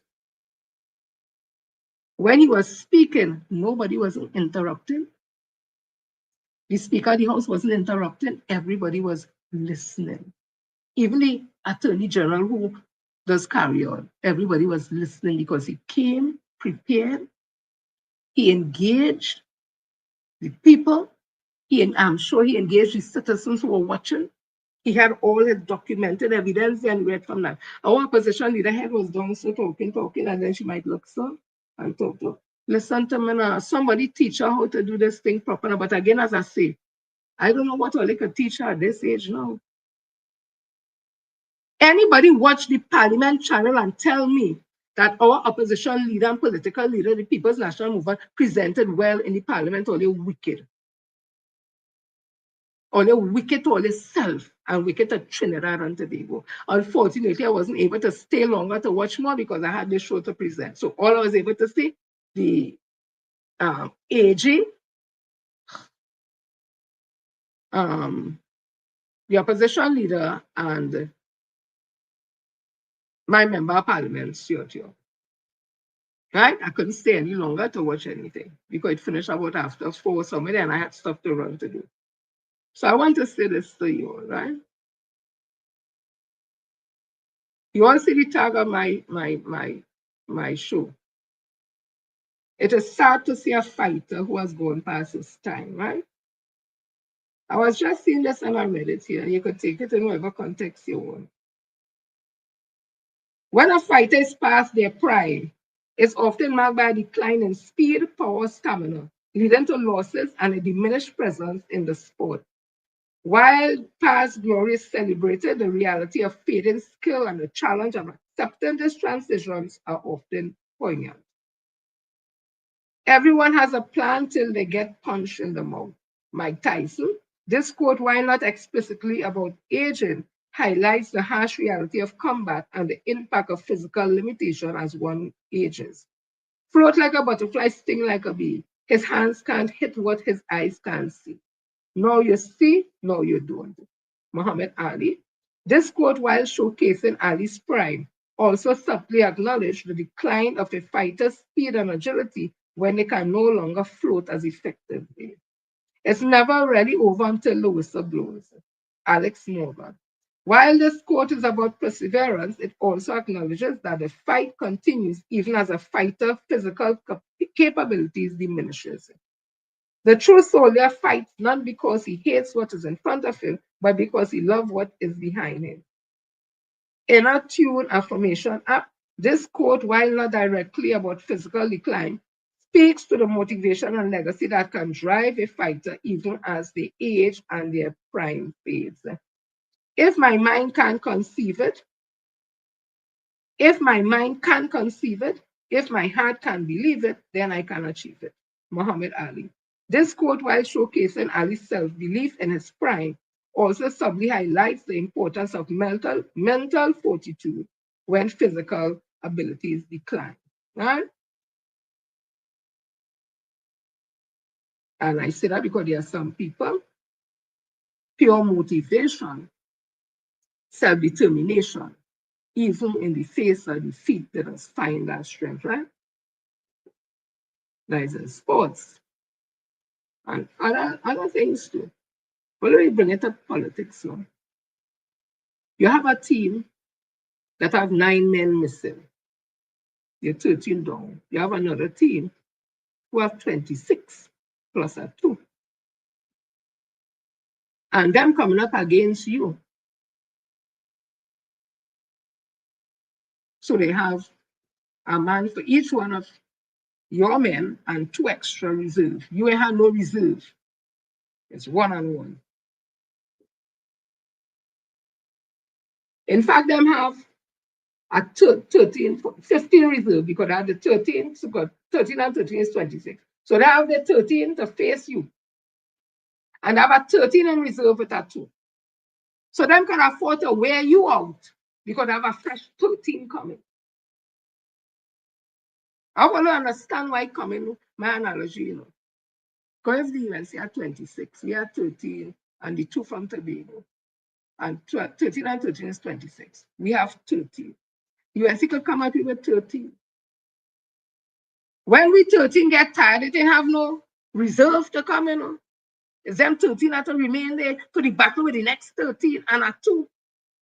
So if you have anybody on that team, the leader, not just anybody, the leader who can stand up to that first 13 and the second 13 and come back with that 13 and next 13. What thing gonna happen? Right now, the leader failing, and she failing in the decision she making, and she failing in her presentation. Because she 13 men down. If they have no reserves, she is it, and then 12 to back up. If she fail, the 12 had to pick up. And if after the 12 to pick up, it have about 4 or 3, 1, 2, 3. Now learning the ropes. You come down to even smaller number. And if after that smaller number, you're ostracizing 1, a strong 1, 2 from that number, you're greatly diminished more. Come, let me be real now, man. Let me be real. This is not just about simply, oh, we like Stuart Young. Or I remember a parliament, I like Stuart Young. I continue to say I supported Stuart Richard Young SC. I'm a member of Parliament in 2015. I came down in town to live again in 2010. 2015, when I vote in Port of Spain, I vote here because I live in the constituency. It's Stuart Young I vote for in 2015. It's Stuart Young I vote for in 2020. And it's Stuart Young I vote for in 2025. I'm a member of Parliament. Who you want me to support? And if he's in the race for something, is he going to support or will support? So it has nothing to do with no Stuart Young I'm talking now. It has to do with the fact that right now the PNM is looking at its weakest ever. And the strong players on the team, she's not using them. She ostracizing. And the up and comings who could be strong, one of them you're ostracizing too and pacifying.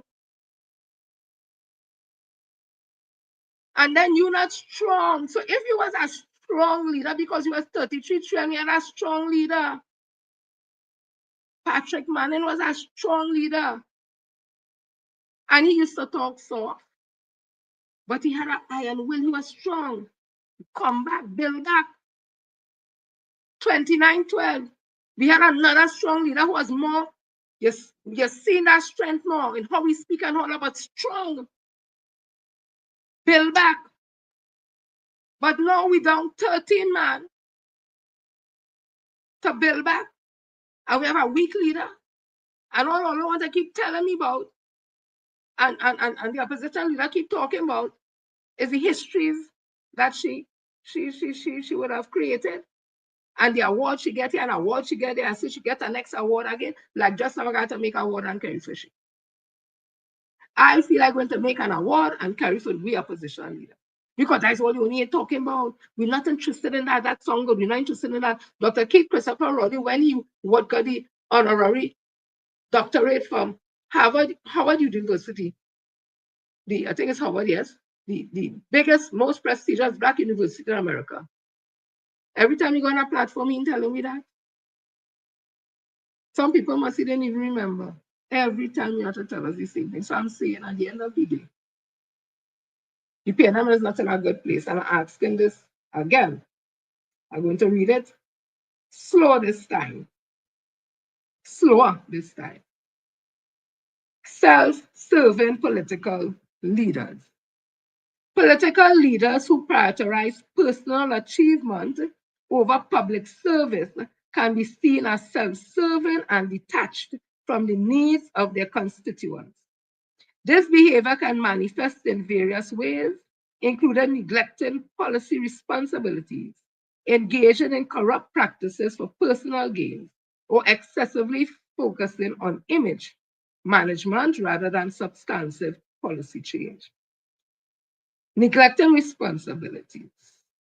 Leaders focus on personal advancement may prioritize their own career progression over attending to the duties of their office.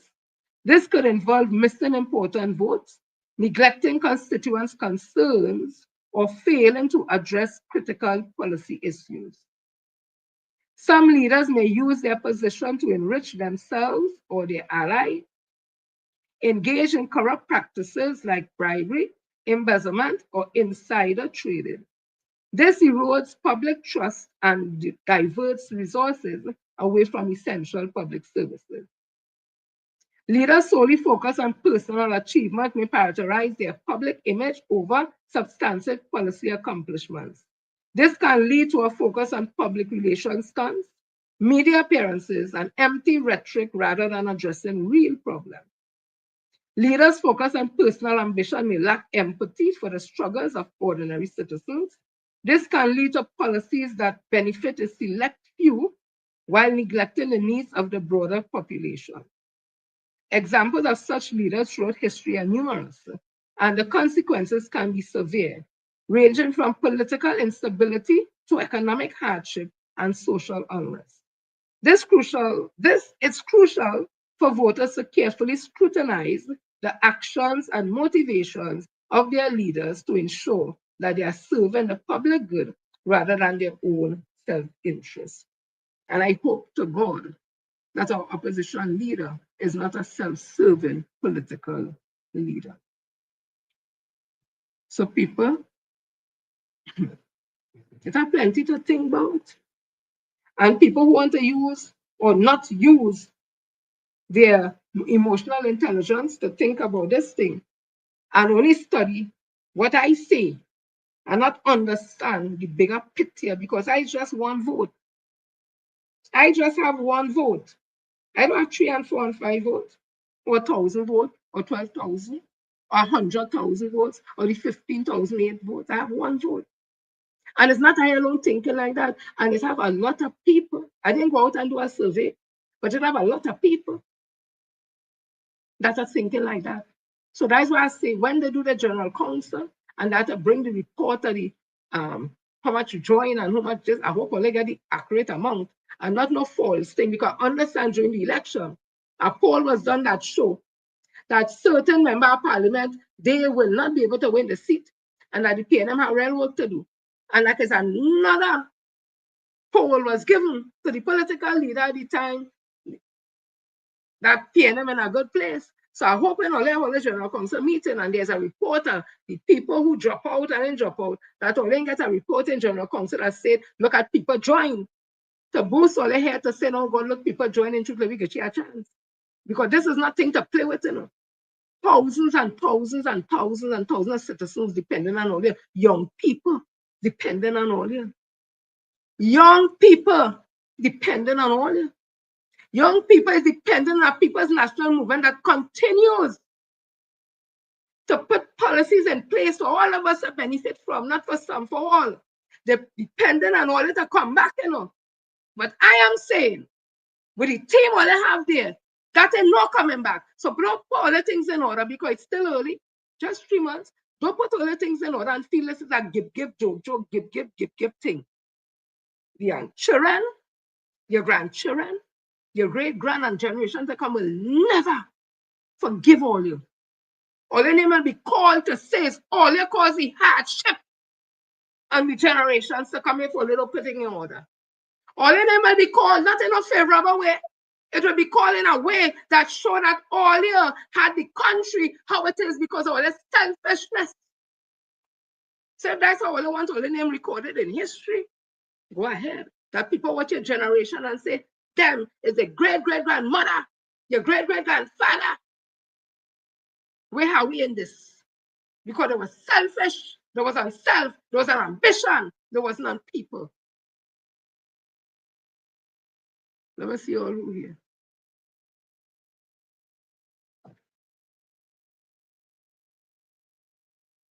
Let me see. Put up. David, Nika, Kevin, Benny Q, Sandra, Allison.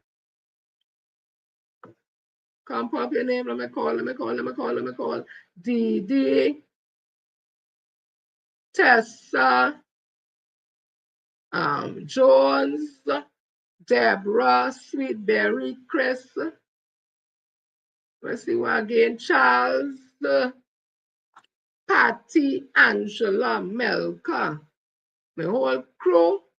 Kevin, Pascal, Hodgson, Dina. All those Point Commander, Sharon. All those who are locked on Facebook. Annette Moses, Wakasi, my whole regular crew. Helen Ross Rojas, Hadara, Julian Hamilton, something Hamilton Jr. Banto,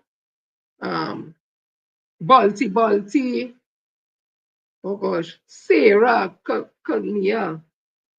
There's so much. Cheryl, Charles. I'm trying to remember the names out my head because I used to call them. It had a Jennifer, it had a Jenny, it had a Felician, Katia, Felician, and so many others. I try to close my eye because I'm trying to see in my head the names and them that I'm not getting to call now because of this whole thing. But I want to thank you all. Don't mind I'm not calling all the names. I know all the day with me. Share the live, keep sharing the live. If you're on YouTube, please subscribe to the channel so that people could join and listen. If you agree with me, if you don't agree, that is quite okay. I don't expect everybody to agree with me.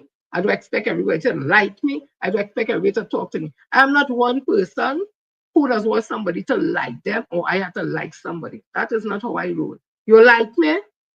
Fine. You don't like me, that's quite okay because I don't like everybody. I can't like everybody because there are some people's spirit and minds don't mesh. Some people aura and minds don't mesh. But it doesn't mean to say the person and do something good and somebody asks me, I will say yes to do good. That is how I roll.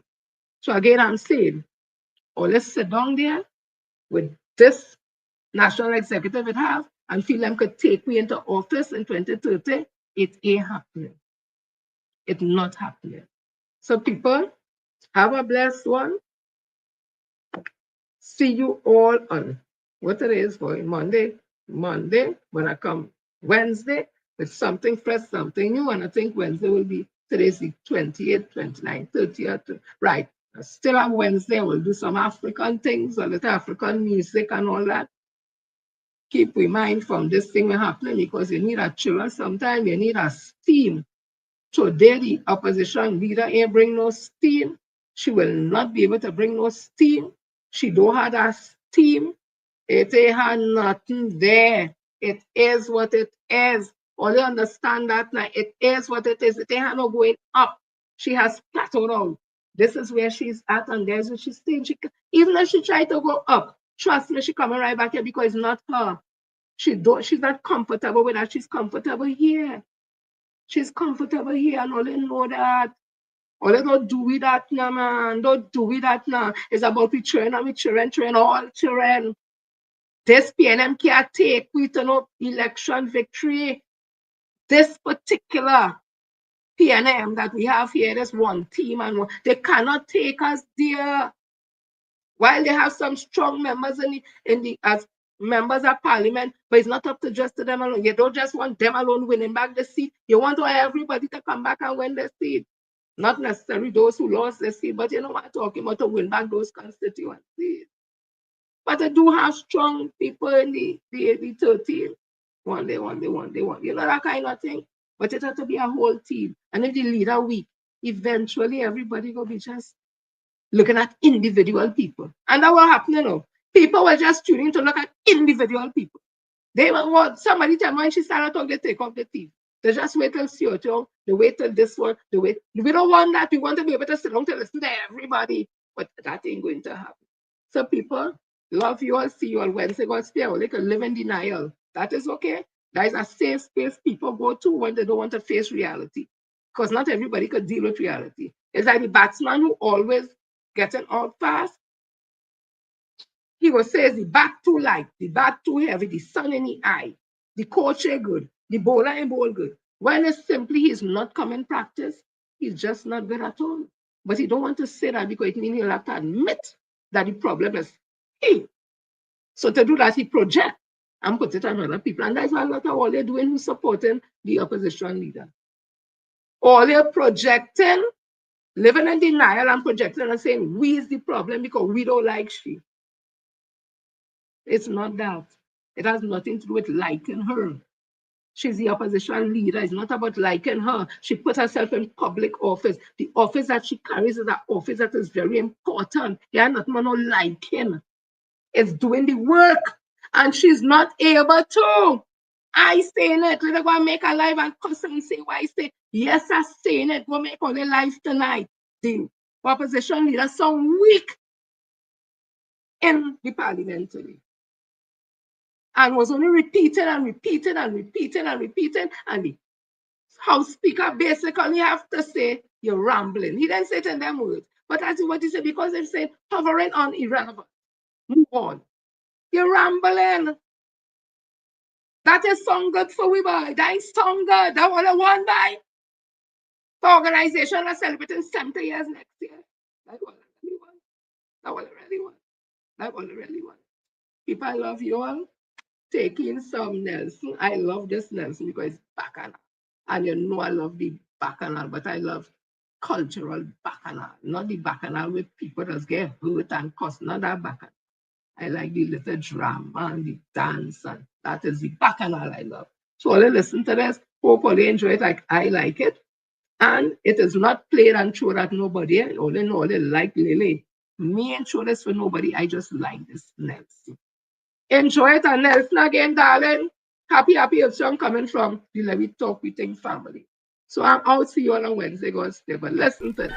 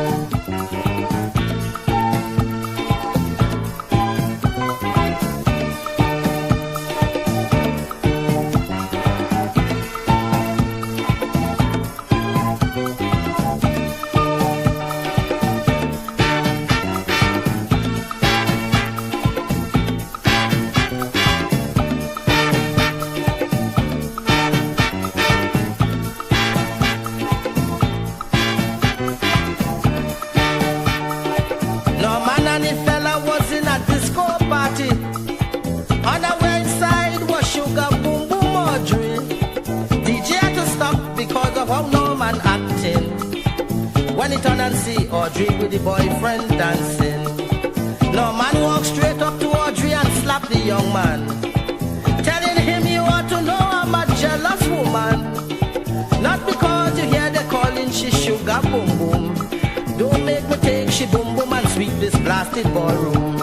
If she could dance you, I could dance too. If she could love you, I could love too. If she could mind you, I could mind you. Whatever she do, I could do too.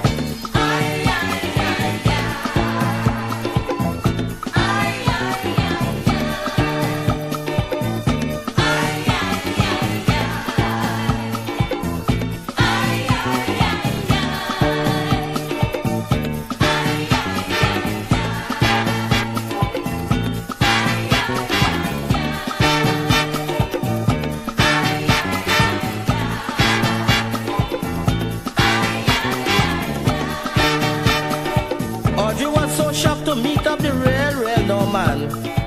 Who last carnival gives you so much competition? She say, no, you're cutting in on me with man, like them Spanish station.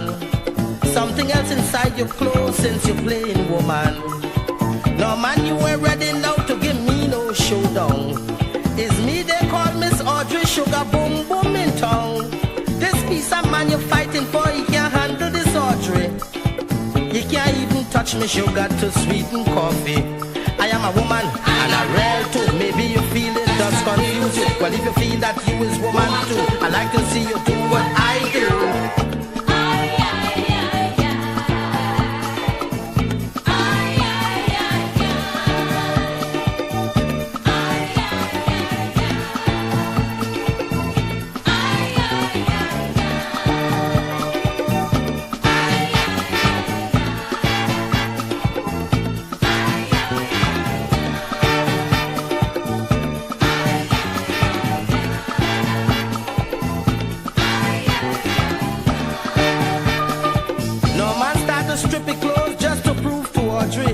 That he have a shapely and nicer and a smoother body. He back his shot and stand up posing with no merino. People start to cuss and say no woman flat so. Soca music blasting yet not a soul in dancing. People start to push and pull to check the happening.